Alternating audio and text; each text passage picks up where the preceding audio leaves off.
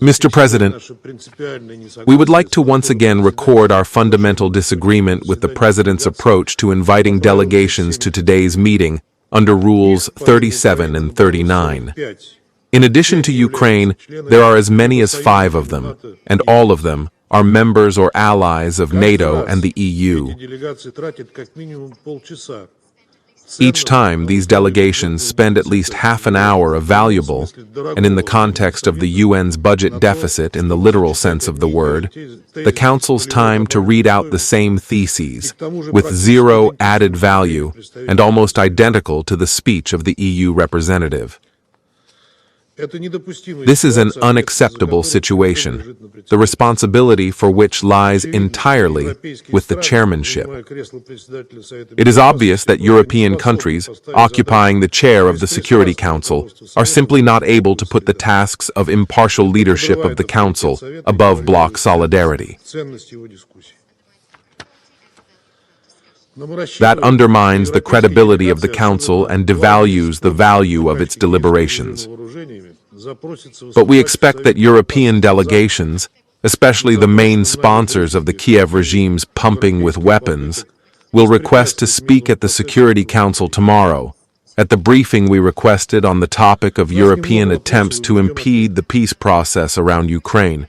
We have a lot of questions for them, and we are waiting for answers. But there are serious doubts that the EU will find the courage to come and provide these answers, not in the format of a staged and comfortable EU-NATO get-together according to the blanks agreed in Brussels, but, as the discussion in the Security Council suggests, in the mode of an interactive discussion in full view of the entire international community. Our former European partners, who have long lost their strategic sovereignty, are simply not capable of this.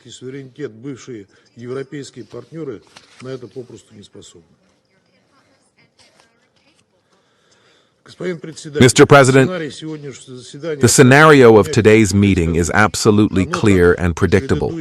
Like previous similar initiatives of our Western and recently European colleagues, it is not being convened in order to solve problems and bring the Ukrainian crisis closer to a peaceful solution.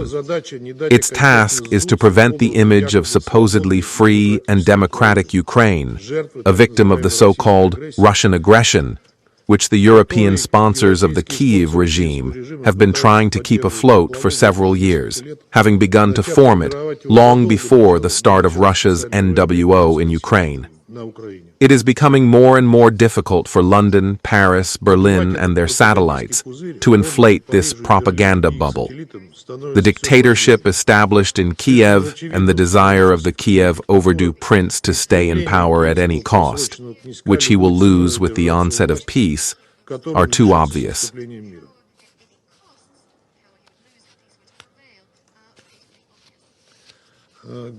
His main fear is the elections, in which he and his henchmen will have to answer for the failure to fulfill promises of peace with Russia, the protection of the rights of Russian-speaking Ukrainians, respect for the rights and freedoms of everyone in the country, which he has turned into a concentration camp and a meat grinder. In addition, as long as the bogeyman of the Russian threat exists, the Zelensky clique may not report on the embezzled budget money and Western, primarily American aid, which is already counting in tens, if not hundreds of billions of dollars. His accomplices from Europe and the Biden administration, who have also pretty much warmed their hands on the Ukrainian conflict, do not want the same thing. Therefore, the main task of this handful of militarists is to prevent the main shareholder, the United States, from withdrawing from the Ukraine anti-Russia geopolitical project and prolonging the war as long as possible. This is not easy, as the new American administration has opened its eyes over the past few months regarding the true face of the Zelensky regime and the root causes of the Ukrainian conflict. Therefore, any provocations, any lies about Russia, its actions and plans are used. And today we in this hall are invited to believe that Russia is deliberately shelling residential areas of Ukrainian cities, passing off as evidence the consequences of the work of Ukrainian air defense deployed near houses and social facilities in violation of the elementary norms of IHL. At the same time, they hush up the fact that the targets of our strikes are exclusively objects associated with the military-industrial complex of Ukraine, which are successfully destroyed and disabled. In recent days alone, ammunition depots, military technical equipment in the Dnipropetrovsk region, a temporary deployment point, and a warehouse of rocket and artillery weapons of the Mechanized Brigade of the Armed Forces of Ukraine in the Sumy region, as well as a temporary deployment point of foreign mercenaries in the area of the settlement of Svyatogorsk of the DPR and in the Kharkiv region, have been hit. A blow was struck at an enterprise of the defense industry of Ukraine, Pavlograd Chemical Plant, Dnipropetrovsk region. 2 launchers of the Patriot anti-aircraft missile system were destroyed. A group rocket attack was carried out at the unloading site, and a warehouse with military equipment and ammunition in the port of Odessa. It led to the destruction of about 100 containers containing important components for unmanned boats, unmanned aerial vehicles, and ammunition. In addition, the fact that Russia is carrying out these actions as a retaliatory measure in connection with the massive and targeted shelling of peaceful Russian cities by the Kiev regime is also hushed up.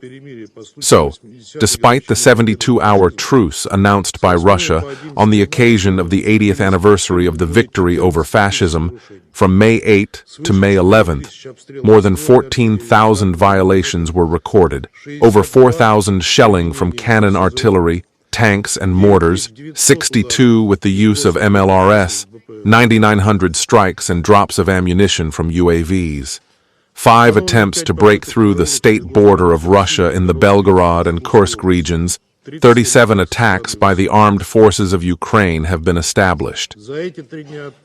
During these 3 days of aggression from the Banderates, 6 peaceful Russians were killed, at least 17 were injured. It is symptomatic that the Kiev regime unleashed the most massive drone attacks on civilian targets in a number of Russian cities remote from the front line, including Moscow, after the outlined progress on the peaceful track. Namely, after the resumption of direct Russian-Ukrainian negotiations in Istanbul set the benchmarks for agreements to end the conflict.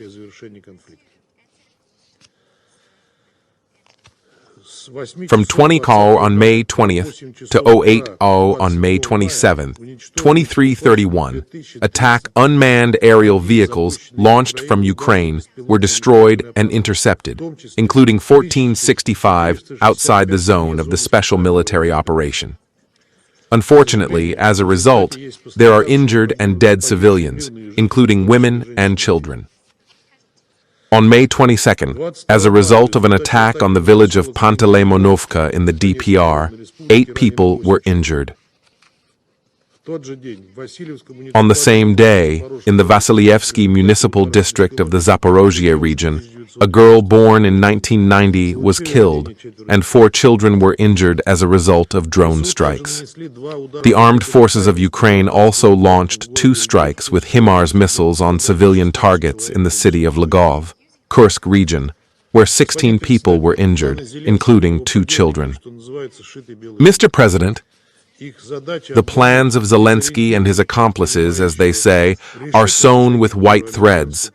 Their task is to deceive and disorient U.S. President Donald Trump, who is taking decisive steps towards peace, and to try at all costs to return his country, which has already wasted hundreds of billions of dollars to help Ukraine, to anti-Russian and Russophobic positions.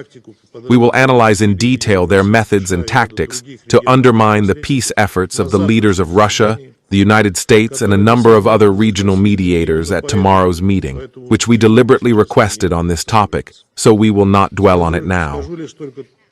I will only say that it is becoming more and more difficult to promote Ukrainian and Western lies about Russia, since the real actions of the Kiev regime its conscious choice in favor of war and further suffering of the citizens of their country, speak louder than any words.